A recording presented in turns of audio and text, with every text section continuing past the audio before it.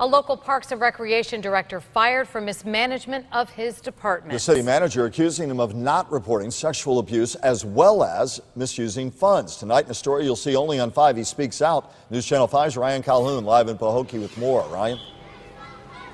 Well, we are outside of the Pahokee City Hall right now where a protest is underway. You can see there are kids out here as well as other supporters of Herbert Crawford. And if you take a look over here, you can see Herbert is also out here. He's run the department for the past 12 years, and as of last Wednesday, he was fired.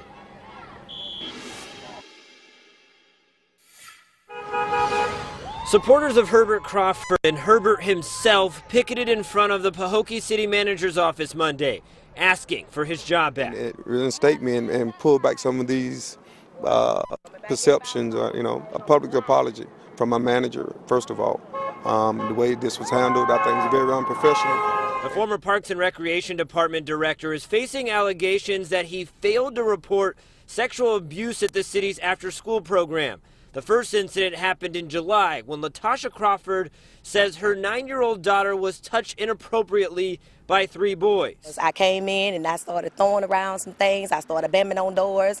I wanted to turn over desks, and he tried to calm me down. Me and him got into a heated discussion. Latasha, who is Herbert's cousin, says she didn't want to report the boys to the authorities, but she did ask Herbert to kick the 3 young boys out of the program. He tried to resolve the issue by trying to keep things under control, but it wasn't under control. And I kept telling him that, you too nice. Why didn't you kick those kids out of the program after the first incident? Well, you have 7 and 8-year-old kids. And like I say, the easy way is to kick anybody out of anything.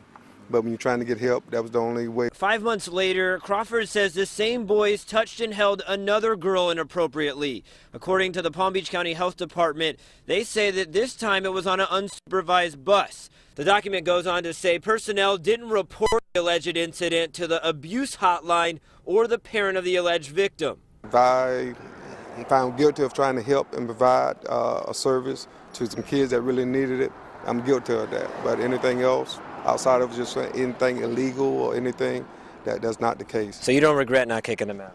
No, if I had to do it again, I would do the same thing. Crawford is also accused of misusing funds. The Pahokee City Manager received this invoice for $10,800 for football equipment.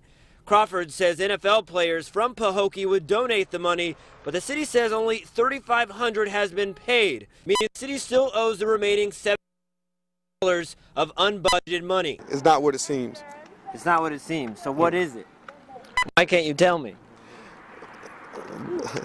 You're doing a good job, but right now I just want to wait until further communication with the attorney. Now, the mayor says that he supports the city manager's decision to fire Crawford, as you are seeing more protests continuing to go on right now. We also contacted the Department of Children and Families, who opened an investigation on that November incident. We have asked for, we put a public records request in for that report as well as his personnel file. We are still waiting for those tonight. For now, we're live. I'm Ryan Calhoun, WPTV News Channel 5.